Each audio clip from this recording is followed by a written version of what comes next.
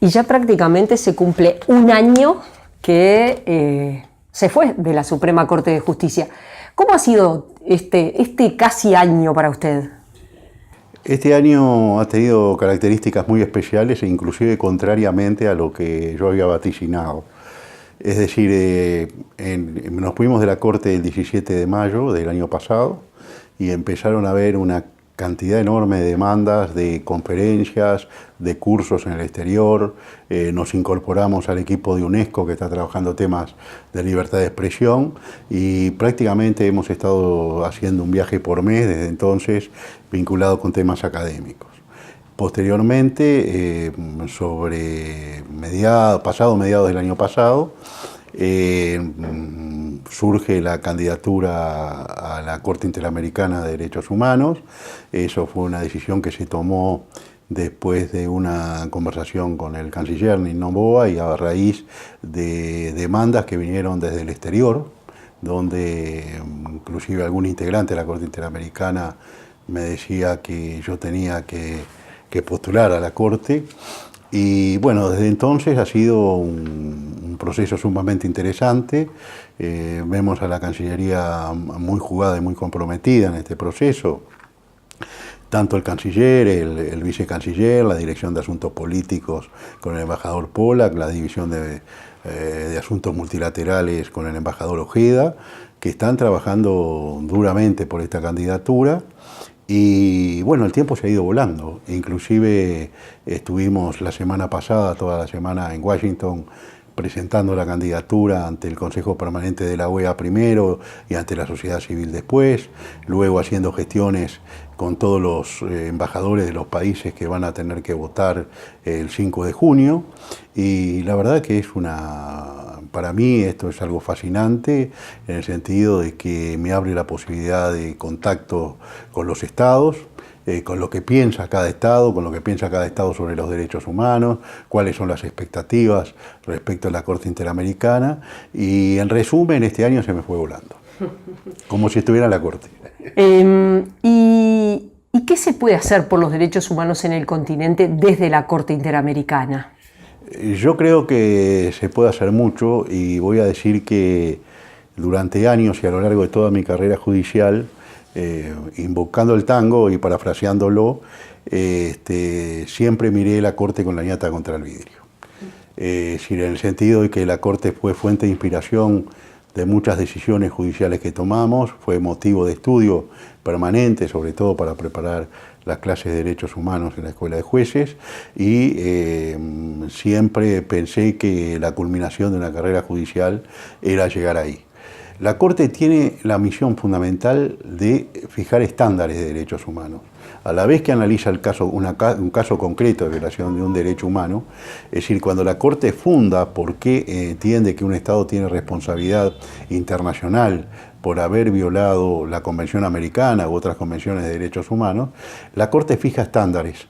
Y esos estándares, a partir de la doctrina del control de convencionalidad, y en el caso nuestro, a partir de la idea de que el artículo 72 de la Constitución forja un bloque de constitucionalidad integrado por el derecho internacional de los derechos humanos y la Constitución de la República y todo lo que la Constitución implica, entonces esos estándares son perfectamente aplicables en tiempo real a cada uno de los países. Entonces, por ejemplo, cuando la Corte tuvimos que resolver todas las impugnaciones de la ley de medios, allí claramente aparecen la doctrina de la Corte Interamericana sobre libertad de expresión y aparece el control de convencionalidad que se realiza respecto a varios de los artículos de la ley para desechar en su mayoría las inconstitucionalidades deducidas. Entonces, la Corte lo que puede hacer realmente es eso, puede determinar estándares que a veces están, yo diría, no solo iluminando los derechos que están previstos en la Convención, sino que están diciendo cuál es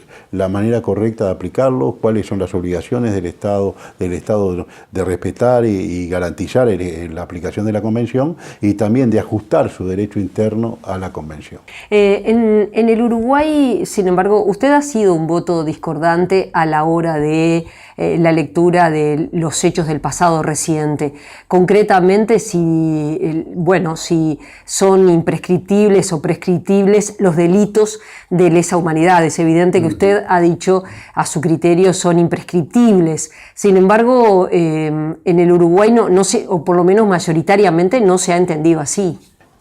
Bien, digamos que desde la sentencia 20 del 2013, donde la Corte declara la inconstitucionalidad de los artículos que establecen que los delitos cometidos durante la dictadura por las fuerzas de esta son delitos de lesa humanidad, por lo tanto son imprescriptibles, se ha desarrollado todo un debate si la Corte con la actual integración ha ratificado la misma línea jurisprudencial. Antes fue 4-1 con mi voto discorde, ahora fue 3-2 con 2 votos discordes, pero yo lo que quiero señalar es que a nivel de la primera y la segunda instancia hay fallos que establecen la imprescriptibilidad de estos delitos. Y acá hay como una llave de acceso a la decisión de si estos delitos son imprescriptibles o no, que es la consideración de si una decisión de segunda instancia que declara que un delito no ha prescripto por ser un delito de lesa humanidad, es susceptible o no del recurso de casación. Nosotros entendemos que en realidad no lo es.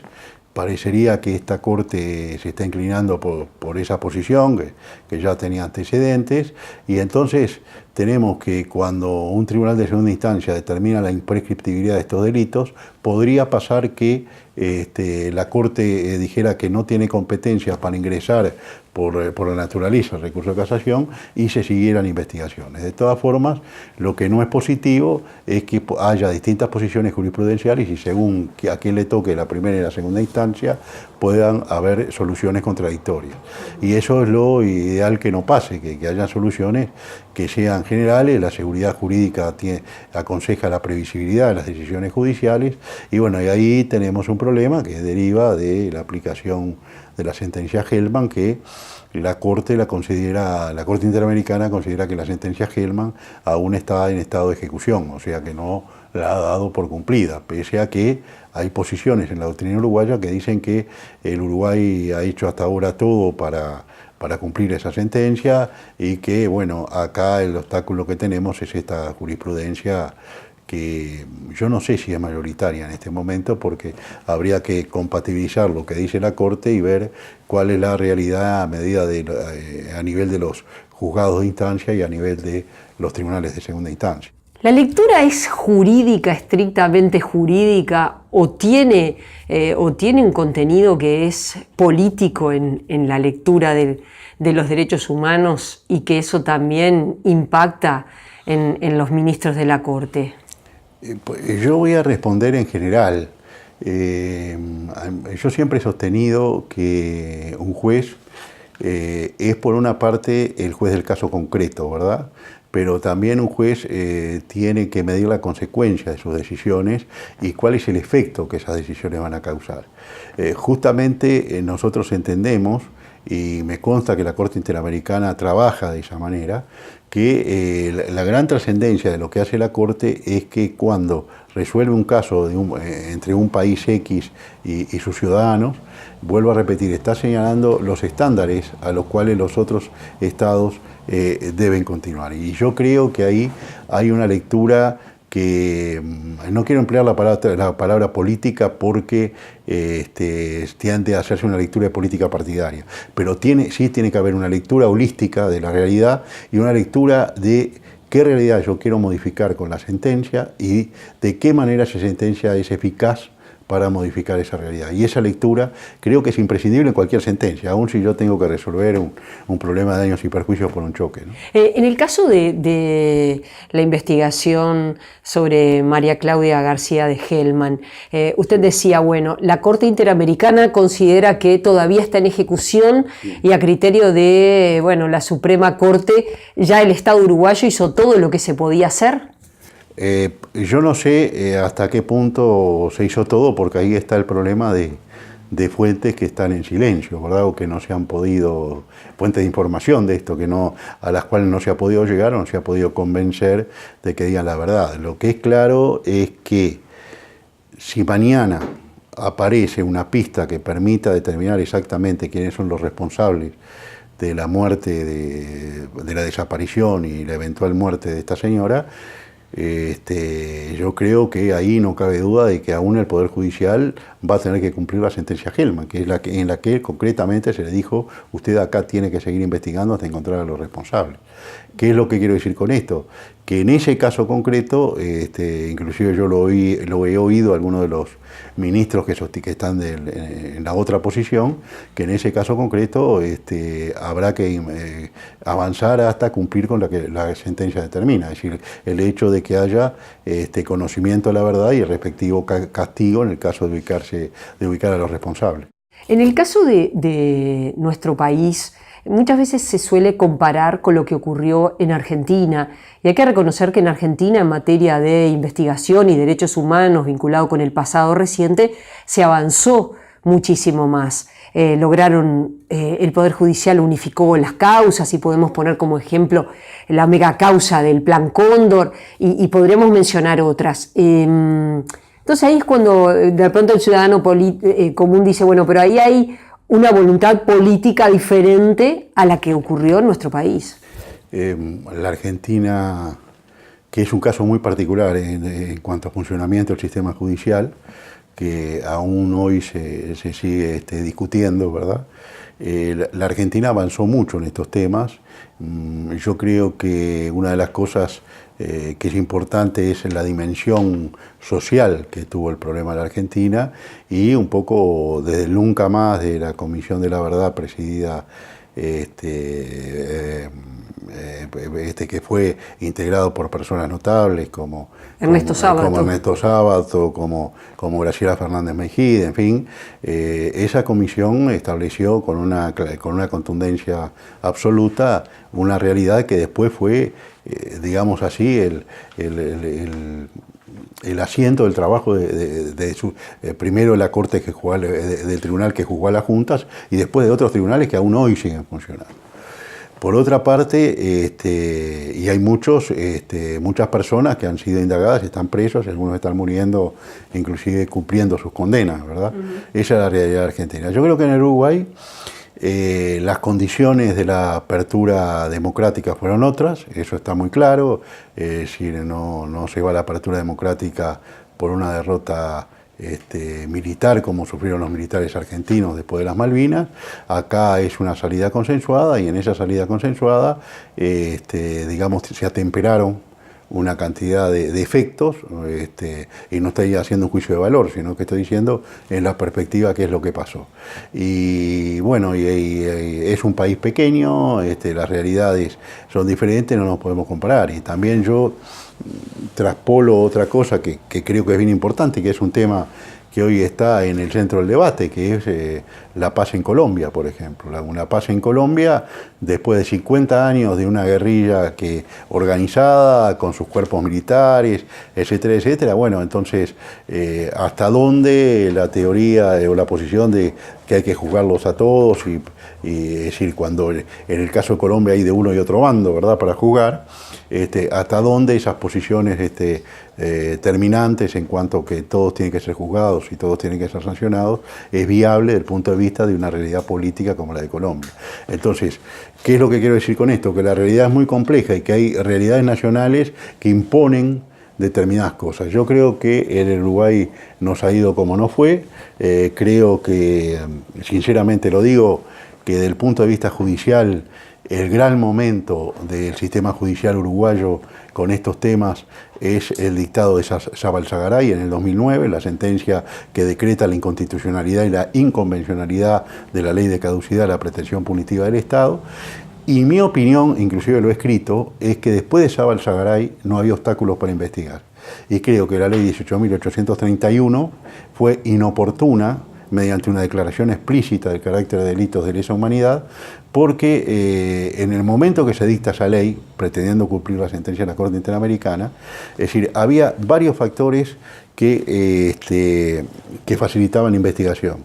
La sentencia Zabalsagaray, una ley que se había de caducidad que se había declarado inconstitucional, lo que permite sostener perfectamente que mientras rigió esa ley hubo un impedimento ilegítimo para investigar, por lo tanto la prescripción no corría.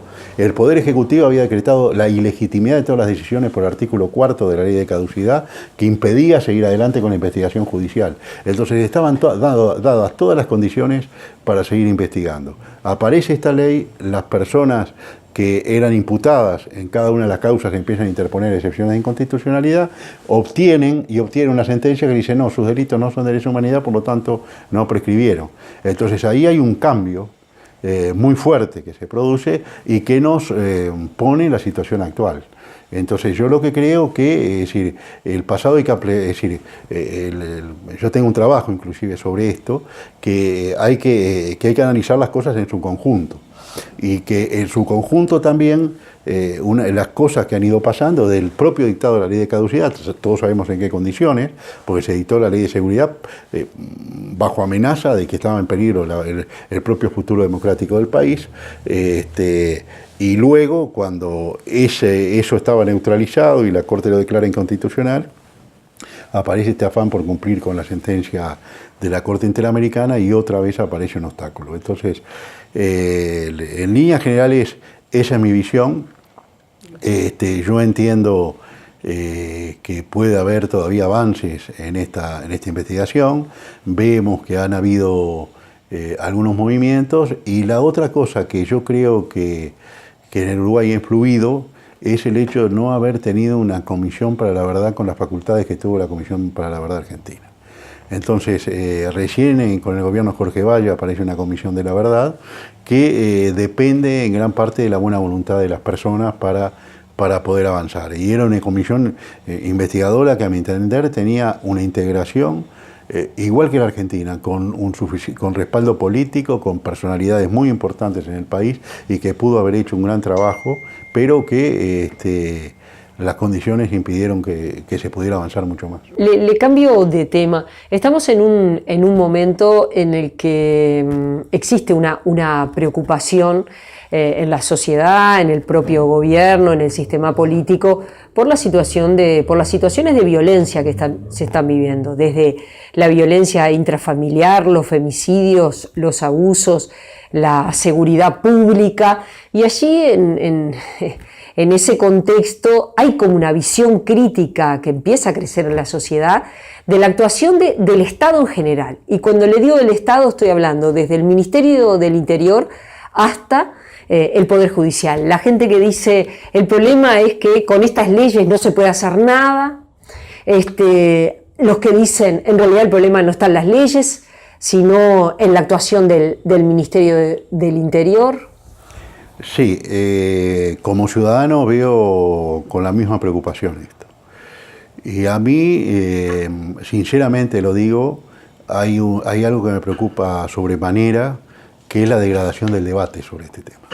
Es decir, yo creo que el debate está degradado porque indudablemente estamos ingresando en un periodo electoral y de la misma forma que cuando pasan esos episodios policiales que son absolutamente conmovedores, ante muertes, etc., uno ve que inmediatamente la reacción política es, bueno, de qué manera vamos a dictar leyes que sean más duras, más represivas, etc.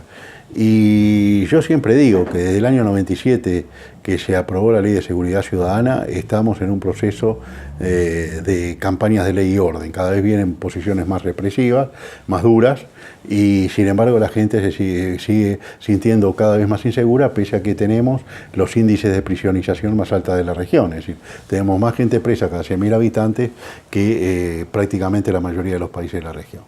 Entonces, yo creo que este debería ser un tema que generara un gran debate nacional, oyendo a las personas que saben, trayendo indudablemente buenas prácticas, Pero yo veo que después de muchos años, por ejemplo, fuentes del Ministerio del Interior están hablando de que la respuesta policial no es la única.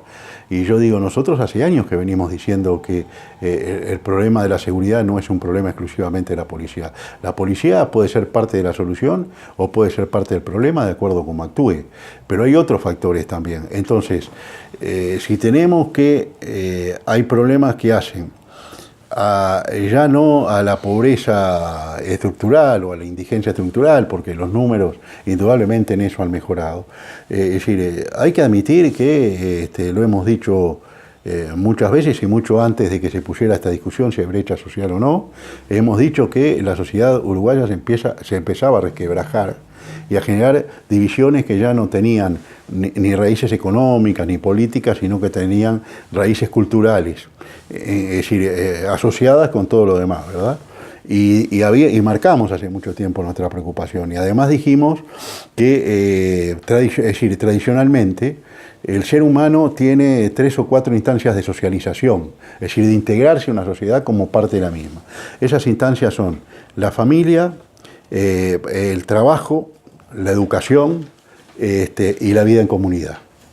Y eso, indudablemente, si nosotros analizamos por lo menos estas 4 causas, y hay otras, vemos que ninguna de estas está en el área del Ministerio del Interior, sino que hay otros ministerios. Es decir, hay otras áreas de trabajo del Estado en el cual esto es importante. Y el tema de la educación es central, una educación que pueda incluir y que no expulse a los muchachos porque les enseña o tiene un programa de enseñanza que, digamos, no conmueve y no interesa, no despierta interés, los problemas de la familia, los problemas de la ayuda social dada de manera que la ayuda social permita realmente la inserción social como fin, digamos así. Entonces todo esto, es decir, el tema de la seguridad, se ha tendido a hacer un debate exclusivamente vinculado con la respuesta policial y las sanciones, y nosotros tenemos, vuelvo a repetir, cárceles llenas que no educan ni reeducan, gente que demanda cada vez más cárcel.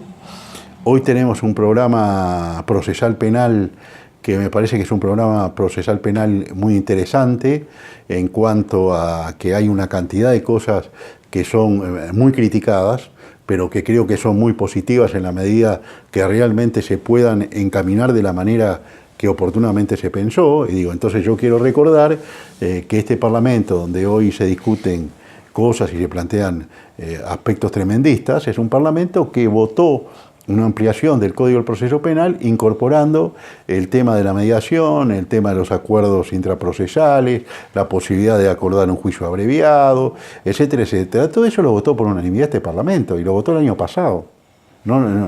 Se votó a principios del año pasado para que el Código empezara a regir. ¿Por qué? Porque es preferible, antes de mandar a una persona a la cárcel, obviamente si el delito es muy grave tiene que ir a la cárcel, y si es un peligro para la sociedad tiene que ir a la cárcel, yo prefiero que haya algún tipo de acuerdo, algún tipo de solución que me permita que el individuo, por una parte, repare las consecuencias del daño que ha causado y por otra parte, que la sociedad lo tenga de alguna forma vigilado, controlado o comprometido en que no va a cometer nuevos delitos. Y donde comete un segundo delito, ahí se le acaban todas las prerrogativas que consiguió antes. Entonces, eso me parece positivo. Entonces, no es que en términos de lo que le interesa a la sociedad, ¿qué es lo más importante?